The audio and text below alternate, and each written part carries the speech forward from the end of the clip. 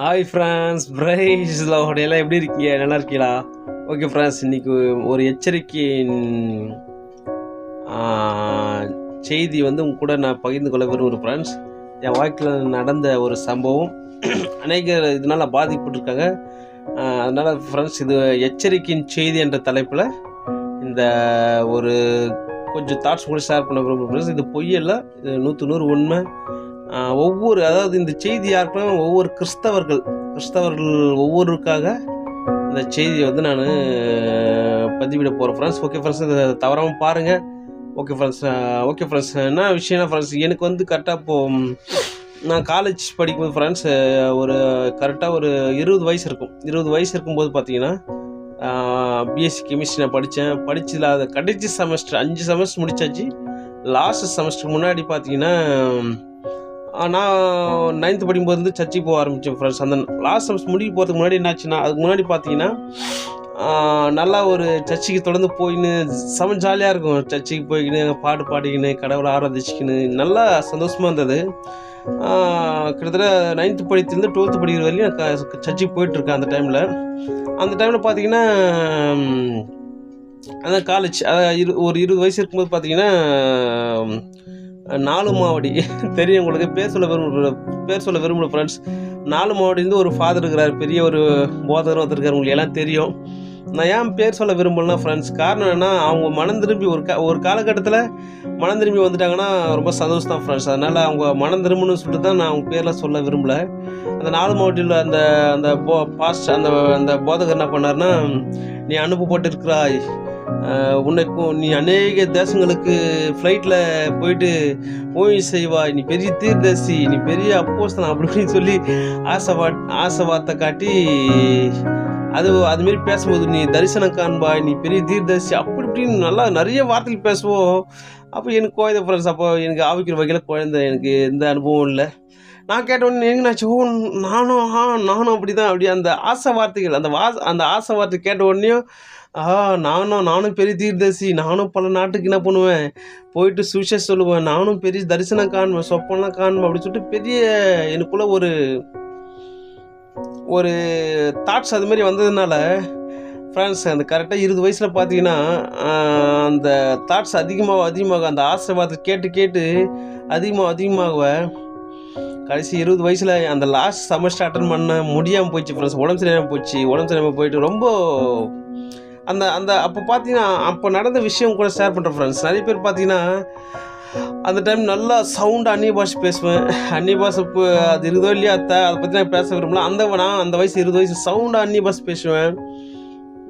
நான் ஜபம் பண்ணும்போது பேய் ஓடி இருக்குது, ஜபம் பண்ணும்போது அற்புதம் நடந்தது, கண்ணால் பார்த்துருக்கேன், நான் என் கண்ணால் வாய்க்கில் பார்த்துருக்கேன். ஜபம் பண்ணும்போது அற்புதம் நடந்திருக்குது, அதிசயம் நடந்திருக்குது, அந்நிய பாஷை பேசியிருக்கிறேன், பேயெல்லாம் ஓட்டியிருக்கிறேன். தரிசனம்னா சாதாரண தரிசனம் ஃப்ரெண்ட்ஸ், நேரடியாக அதாவது என்னென்னா, சொப்பன தரிசனம் வேறு அர்த்தம் இருக்குது. சொப்பனம் தூங்கும்போது, கனவு தூங்கும்போது ஒரு நாள் தரிசனம், என் கண்ணுக்கு முன்னாடி தரிசனம் பார்த்துருக்குறேன், நேரடியாக தரிசனம் பார்த்துருக்குறேன். அவ்வளவோ நான் பார்த்தும் கடைசியில் என்னுடைய வாழ்க்கை சின்ன பொண்ணுமாகி 20 வயசு கரெக்டாக வாலிப வயசு, நான் படிக்கும் என் கெரியரே போயிடுச்சு ஃப்ரெண்ட்ஸ். என் படிப்பு அந்த லாஸ்ட் செமஸ்டர் அட்டன் பண்ண முடியாமல் போயிடுச்சு. காலேஜில் நான் படித்த டிபார்ட்மெண்ட்டு கெமிஸ்ட்ரி டிபார்ட்மெண்ட். ஆனால் நான் படித்த காலத்தில் பார்த்தா எல்லா டிபார்ட்மெண்ட்டுக்கும் என்னை பற்றி தெரியும். அவ்வளோ நல்லா க்யூட்டாக நல்லா படிப்பேன். அவ்வளோ ஒரு சூப்பர் லைஃப் ஃப்ரெண்ட்ஸ். ஆனால் அப்புறம் இந்த 20 வயசுக்கு அந்த 6th செமஸ்டர் முன்னாடி பார்த்தீங்கன்னா என் லைஃப் இப்படி அந்த ஆசை வார்த்தை கேட்டு அதோடைய தாட்ஸ் பார்த்தீங்கன்னா கண்ட்ரோல் பண்ண முடியாமல் போயிடுச்சு ஃப்ரெண்ட்ஸ். கடைசியில் ஹாஸ்பிட்டல் போயிட்டு சரி பண்ணாங்க. ஆனாலும் அதோடைய பாதிப்பு முழுமையாக சரியாகல ஃப்ரெண்ட்ஸ். அதனால் என் லைஃப்பில் பல கேள்விகள் இன்னைக்கு கிட்டத்தட்ட எனக்கு பார்த்தீங்கன்னா 36 முடிஞ்சு 37 ஸ்டார்ட் ஆக போகுது இந்த மாதத்தில் ஃப்ரெண்ட்ஸ். கிட்டத்தட்ட 16 வருஷம் என் லைஃப் ஸ்பாயில் ஆயிடுச்சுன்னு தான் சொல்ல முடியும் ஃப்ரெண்ட்ஸ். ஏன் இதை கூட ஷேர் பண்ணுறேன்னா, இந்த கிறிஸ்தவர்கள் பார்த்தோன்னா அநேகர் பார்த்தோன்னா, உண்மையில் அபிஷேகம் இருக்குது, நீ தீர்க்கதரிசி, நீ அப்போஸ்தலன், எழுப்புதல் வரப்போகுது, எழுப்புதல் நீ பெரிய பங்கு வகிக்க போகிற, எழுப்புதல் நீ பெரிய ஆளாக போகிற, நீ ஒரு பெரிய அதுமாரி ஆசை வார்த்தைகள் கேட்டு அந்த வார்த்தைகள் கேட்டு முதல்ல பாதிக்கப்பட்டவன் நான் தான் ஃப்ரெண்ட்ஸ். என் லைஃப் போயிடுச்சு. ஆனாலும் நான் இந்த 16 வருஷம் கழித்து பார்த்தீங்கன்னா கடவுள் பிதாவாகிய தேவன் கடவுள் பார்த்தீங்கன்னா எனக்கு இது ஒரு அனுபவமாக இந்த 16 வருஷத்தில் நான் பட்ட கஷ்டங்கள், நான் பட்ட பாடுகள், இந்த 16 வருஷம் நான் பட்ட பாடுகள் கஷ்டங்கள் எல்லாமே எனக்கு ஒரு அதாவது என்னன்னா ஒரு பாடங்களாக மாறிச்சு கடைசியில். அதுதான் ஃப்ரெண்ட்ஸ். அதனால தான் இந்த 16 வருஷம் நான் நிறைய பேர் கேட்கலாம், என்ன பண்ணுறது நீங்கள் ஆரோக்கியமான சட்டங்கள்னு எடுத்து 100 கருத்து போட்டிருக்கிறேன், 100 கருத்து. ஓகே ஃப்ரெண்ட்ஸ், என் வாழ்க்கை சின்ன பொண்ணுமா ஆயிடுச்சு. ஆனாலும் கடவுள் என்னை கைவிடல ஃப்ரெண்ட்ஸ். ஏன்னா உண்மையாக கடவுள் நேசித்ததுனால, உண்மையாக கடவுளை நம்பினதுனால இந்த 16 வருடங்கள் எனக்கு பாடங்களாக மாறி அதில் தேர்ந்தெடுத்தது தான் இந்த 100 கருத்து ஃப்ரெண்ட்ஸ். அதனால் அது ஒரு எச்சரிக்கை ஃப்ரெண்ட்ஸ். எல்லா கிறிஸ்தவர்களுக்கும் நான் பணிவாக வேண்டி கொண்டிருந்தேன்னா, உன் மேலே அபிஷேகம் இருக்குது, நீ தீர்க்கதரிசி, நீ அப்போஸ்தலன், நீ அனுப்பப்பட்டிருக்கிற, உன்னை கொண்டு பெரிய காரியம் செய்ய போகிற, நீ உலகமெங்கும் போய் பிரகாசிக்க போகிற, எழுப்புதல் அந்த தப்பான செய்தி ஃப்ரெண்ட்ஸ். அவர் வயசாகி சாவே போகிறாரு, ஆனால் எழுப்புதுன்னு சொல்லிட்டு ஆசைவாதத்தில் காட்டி பெரிய பின்னாடி பார்த்தீங்கன்னா பெரிய அந்தகார சக்திகள் இருக்குது ஃப்ரெண்ட்ஸ். பின்னாடி பார்த்தீங்கன்னா பெரிய ஒரு பிசாசின் தந்திரம் இருக்குது. அவங்க பாருங்கள், அவங்க சொல்கிறது பாருங்கள், ஆண்டவர் என் முன்னாடி நின்னார், இதை சொன்னார், அதை பேசினார், இதை செய்ய சொன்னார், எல்லாம் உண்மைதான். அது ஆண்டவர் கிடையாது, அந்திகிறிஸ்து ஃப்ரெண்ட்ஸ். ஏன் இதை நான் சொல்கிறேன்னா, என் லைஃப்பில் அனுபவிச்சது 16 வருஷம் கொஞ்சம் நெஞ்சில் ஃப்ரெண்ட்ஸ். 16 வருஷம் முடிஞ்சு 17 வருஷம் ஸ்டார்ட் ஆக போகுது. தயவுசெய்து ஒரு கிறிஸ்தவருக்கு ஒரு எச்சரிக்கை எடுங்க. கிறிஸ்தவ நண்பர்களுக்கு, சின்ன பிள்ளைகளுக்கு, பேரண்ட்ஸ்க்கு நான் விசேஷமாக சொல்கிறேன் ஃப்ரெண்ட்ஸ். சின்ன பிள்ளைங்களை கூட்டின்னு போயிட்டு சர்ச்சில் கூட்டின்னு போயிட்டு தீர்க்கதரிசி அப்போ சின்ன பசங்களை கூட்டின்னு போயிட்டு நீங்கள் சர்ச்சில் விட்டுட்டு நீங்கள் சின்ன பசங்களும் மன ரீதியாக பாதிக்கப்பட்டுருவோம் ஃப்ரெண்ட்ஸ். விசேஷமாக என்ன சொல்கிறேன்னா, சைக்காலஜி ப்ராப்ளம் வந்துடும் ஃப்ரெண்ட்ஸ். சத்தியமாக சைக்காலஜி ப்ராப்ளம் வந்துடும். ரொம்ப பெரிய பாதிப்பு வரும் ஃப்ரெண்ட்ஸ். அதனால் என்னுடைய கருத்து என்னென்னா, தயவுசெய்து ஒரு ரெக்வஸ்ட்டை கேட்குறேன், பணிவாக கேட்குறேன், தாய்மையாக கேட்குறேன். தயவுசெய்து இந்த இப்போ ஏற்பட்ட இந்த அந்நிய பாஷை லபலபான்னு கத்துறவங்க, ரொம்ப சவுண்டு போட்டு கத்துறவங்க, அதாவது நான் ஃப்ரெண்ட்ஸ், நான் அந்த வாழ்க்கையில் தான் நான் கத்தும்போது சர்ச்சையே தூக்கும், அந்தளவுக்கு சவுண்டாக கற்றுவேன். தீர்க்கதரிசி சொல்லியிருக்கிறேன், எல்லாம் அற்புதம் நடந்திருக்குது, எல்லாமே பண்ணியிருக்குது. ஆனால் வாழ்க்கையில் கனியுள்ள ஜீவியம் இல்லை ஃப்ரெண்ட்ஸ். வாழ்க்கையில் அன்பு இல்லை, சந்தோஷம் இல்லை, சமாதானம் இல்லை. மனைவியெல்லாம் போட்டு அடிப்பேன். ஓப்பனாக கூட ஷேர் பண்ண விரும்புகிறேன் ஃப்ரெண்ட்ஸ். ஏன்னா நீங்கள் அதுமாரி நிலைமையில் இருந்தீங்கன்னா தயவு செய்து அது மனம் திரும்புங்க. அதனால் நிறைய வசனம் உங்களுக்கு தெரியும். மத்திய 7வது அதிகாரத்தில் நான் நாட்களில் அநேகரை நோய் கர்த்தாவே உடைய நாமத்தினாலே தீர்க்கதரிசனம் உரைத்தோம் அல்லவா, உடைய நாமத்தினால அநேக அற்புதம் செய்தோம் அல்லவா, உடைய நாமத்தினாலே இது பிசாசை துரத்தினோம் அல்லவா என்று சொல்லுவார்கள். அப்போது அக்கிரம செய்கைக்காரை என்னை விட்டு அகன்று போங்கள் என்று சொல்லுவேன் சொல்லிட்டு ஏசப்பா சொல்லியிருக்காரு ஃப்ரெண்ட்ஸ். அப்போ நான் எல்லாம் செய்வாங்க, ஆனால் கிரிகை பார்த்தோன்னா அக்கிரம கிரிகை. அதனால் ஃப்ரெண்ட்ஸ், தயவுசெய்து ஒரு பணிவை கேட்குறேன். இந்த தீர்க்கதரிசனம், அற்புதம், அதிசயம் எல்லாம் தூக்கி போட்டுட்டு அன்புடன், அதாவது எபேசியர் ஒரு வசனம் இருக்குது ஃப்ரெண்ட்ஸ்,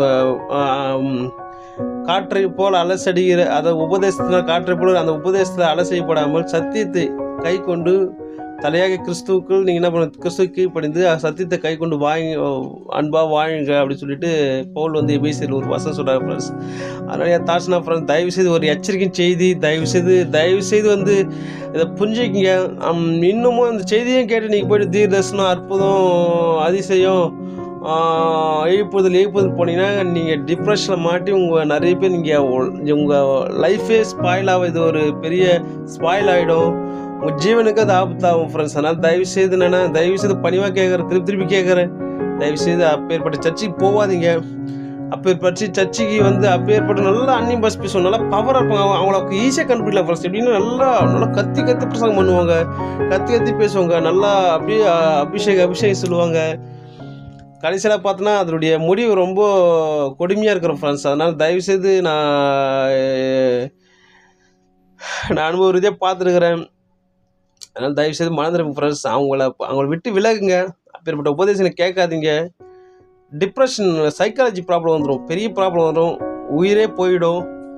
அதனால் நம்ம ஏசப்பா என்ன ஃப்ரெண்ட்ஸ், ஏசப்படைய உபதேசங்கள் என்னென்னா, இந்த பூமியில் சந்தோஷம், சமாதானமாக போட்ட பாட்டில் வரத்தான் செய்யும், ஆனால் அதன் மத்தியில் சந்தோஷமாக, சமாதானமாக, நிம்மதியாக வாழத்தான் ஏசப்பா விரும்புகிறார் ஃப்ரெண்ட்ஸ். நம்ம சந்தோஷமாக வாழணும், நிம்மதியாக வாழணும், கனியுள்ளூரில் வாழணும், ஆவின் கனியில் அந்த நல்ல குணமுள்ளூரில், ஒழுக்கமுள்ளூரில் வாழணும். அதுதான் ஏசப்பா விரும்புகிறார் ஃப்ரெண்ட்ஸ். அதை விட்டுவிட்டு தயவுசெய்து இந்த 4 மாவடி தேடி போகாதீங்க, ஜெபகோபுரம் தேடி போகாதீங்க. கள்ளர்கள், கள்ள உபதேசிகள், அது அவங்க எல்லாரும் கள்ளர்கள் ஃப்ரெண்ட்ஸ். தயவுசெய்து உங்களுக்கு புரியும், பேர் சொல்ல விரும்பல. ஏன்னா ஏன் பேர் சொல்ல விரும்பல, பேர் சொல்கிற இந்த பயம்லாம் அப்படிலாம் இல்லை ஃப்ரெண்ட்ஸ். அவங்க மனம் திரும்புன்னு சொல்லிட்டு நான் அவங்களுக்காக நான் மனசில் இருக்கிறேன் ஃப்ரெண்ட்ஸ். அதனால் தயவுசெய்து அப்பேற்பட்ட உபதேசம் கேட்காதீங்க. ஆசீர்வாதம் தரிசனம் சொப்பனம். தயவுசெய்து அப்பேற்பட்ட உபதேசத்தை விட்டு விலகுங்க. அப்பேற்பட்ட உபதேசம் வீட்டில் சேர்க்காதீங்க. தயவுசெய்து காஷன் எடுங்க. நம்ம எப்பயும் நம்ம பப்பி இல்லை, நம்ம சேர்ந்து குழந்தை போல இல்லை. இதோட பின்விளைவு பெரிய ஆபத்தாக முடிஞ்சிடும் ஃப்ரெண்ட்ஸ். தயவுசெய்து இப்பேற்பட்ட போதனை விட்டு விலகுங்க. அப்பேற்பட்ட உபதேசம் கேட்காதீங்க. நம்முடைய வாழ்க்கையை சீர்படுத்துகிற உபதேசம், நற்குணங்கள், நற்கிரிகள், நற்செயல்கள், வாழ்வில் தத்துவங்கள், அப்படிப்பட்ட உபதேசம் கேளுங்க ஃப்ரெண்ட்ஸ். ஓகே ஃப்ரெண்ட்ஸ், இன்னும் நிறைய இருக்குது. நான் பின்வரும் காலங்களும் கூட ஷேர் பண்ணுறேன் ஃப்ரெண்ட்ஸ். இது ஒரு எச்சரிக்கை செய்தியாக எடுங்க. ஓகே ஃப்ரெண்ட்ஸ், தயவுசெய்து இன்னும் பின்வர காலம் நிறைய சொல்கிறேன் ஃப்ரெண்ட்ஸ். என் லைஃப்பில் நடந்ததெல்லாம் உங்க கூட ஷேர் பண்ண விரும்புகிறேன். இன்னும் பின்வரும் காலங்களிலே நான் உங்களுக்கு கூட ஷேர் பண்ணுவேன் ஃப்ரெண்ட்ஸ். ஓகே ஃப்ரெண்ட்ஸ், இந்த தாட்ஸ் நமக்கு புரோஜனமாக நம்புகிறேன். Okay friends, bye friends, make a nice day. God bless you. Bye friends, bye.